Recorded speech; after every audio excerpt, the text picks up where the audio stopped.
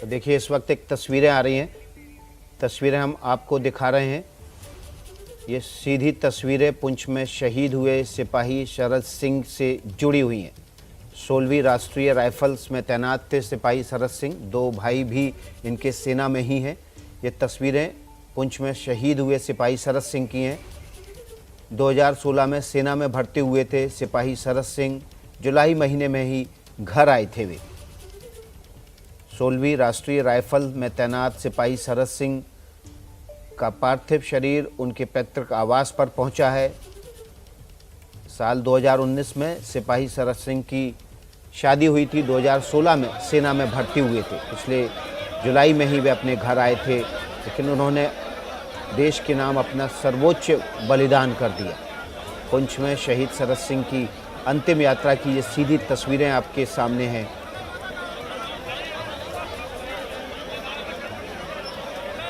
आप देख सकते हैं किस तरह से जन सैलाब अपने वीर सिपाही की अंतिम दर्शन के लिए उमड़ा हुआ है।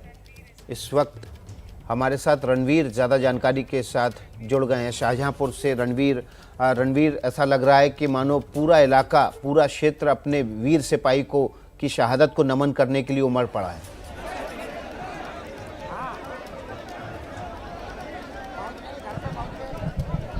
जी विकास, मैं शहीद के घर पर मौजूद हूँ और ज़रा आप इस भीड़ को देखिए और इस भीड़ में जो गम है उसको देखिए। ये शरद सिंह शहीद जो हुए हैं उनका पार्थिव शरीर अभी पहुंचा है उनके गांव में, अख्तियारपुर में। शाहजहांपुर के ये गांव है दूर दराज का, और यहाँ पर उनके परिवार और गांव के लोग हैं, जो परिजन हैं, जो मित्र हैं, वो सब इकट्ठा हुए हैं। और गांव के आसपास बाहर की तरफ भी हर तरफ भीड़ ही भीड़ है। सेना के जवान हैं, प्रशासन के अधिकारी हैं, और इन सब की मौजूदगी में जो आसपास के लोग हैं वो सब इस वीर को शहादत कि इस वीर की शहादत को सलामी देने के लिए, श्रद्धांजलि देने के लिए यहाँ इकट्ठे हुए हैं। और सुबह से ही यहाँ पर इसी तरह से भीड़ है, जो लोग भारत माता की जय भी बोल रहे हैं और पाकिस्तान मुर्दाबाद के नारे भी लगा रहे हैं। तो ये जो गम है इस गांव में, इस गांव के लोगों से जब हमने बात की तो ज़्यादातर लोगों का यही कहना है कि बदला लेना चाहिए और सरकार को कार्रवाई करनी चाहिए। और कई ऐसे युवा हैं जो ये बात कह रहे हैं कि वो भी सेना में जाना चाहते हैं।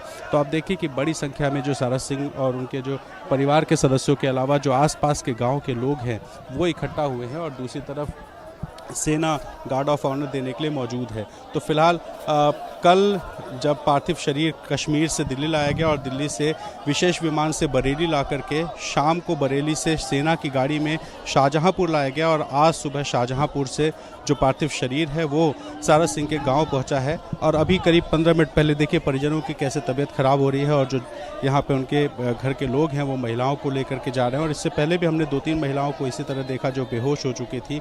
तो पार्थिव शरीर पहुँचते ही जो परिजन हैं उनका जो गम है, जो गुस्सा है, वो सब कहीं ना कहीं दिखाई दे रहा है। और जिस तरह से यहाँ पार्थिव शरीर अभी पहुँचा है, महिलाएं खास तौर पे जो शरद सिंह की पत्नी हैं, चूँकि अभी जल्दी ही शादी हुई थी, वो बेहोश हो गई, और बाकी जो महिलाएं हैं घर की वो पार्थिव शरीर को देखते ही बेहोश हो गई। तो सेना के जवान लगातार लोगों को समझा रहे हैं।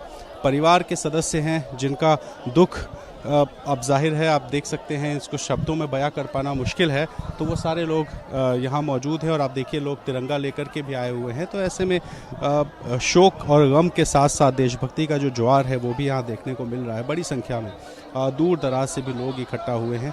तो यहाँ फिलहाल जो सेना के जवान हैं वो गांव में मौजूद हैं, परिजनों के साथ हैं। सरकार ने पहले ही घोषणा की थी कि जो शहीद को जो सम्मान दिया जाता है वो सारा सम्मान मिलेगा, चाहे आर्थिक मदद हो, नौकरी हो परिजन को, और या फिर उनके नाम पर एक सड़क का नामकरण किया जाना। तो ये सब कुछ सरकार की तरफ से किया जा रहा है। यही गांव में ही थोड़ी देर बाद जो अंतिम संस्कार है वो होगा। तो एक बार फिर से ज़रा तस्वीर आप देखिए गांव में कितनी बड़ी संख्या में जो भीड़ है इकट्ठा हुई है। और आपको ज़रा इस मकान के दूसरे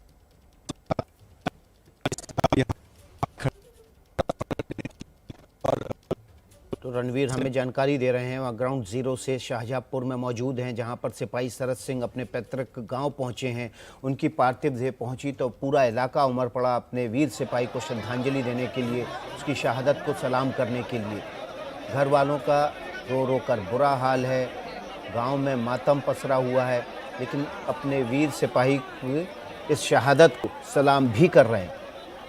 सिपाही शरद सिंह 2016 में सेना में शामिल हुए थे। 2019 में उनकी शादी हुई थी। पिछले जुलाई में ही वे अपने घर आए थे और अब उन्होंने आतंकियों से लड़ते हुए अपने सर्वोच्च बलिदान देश के नाम कर दिया।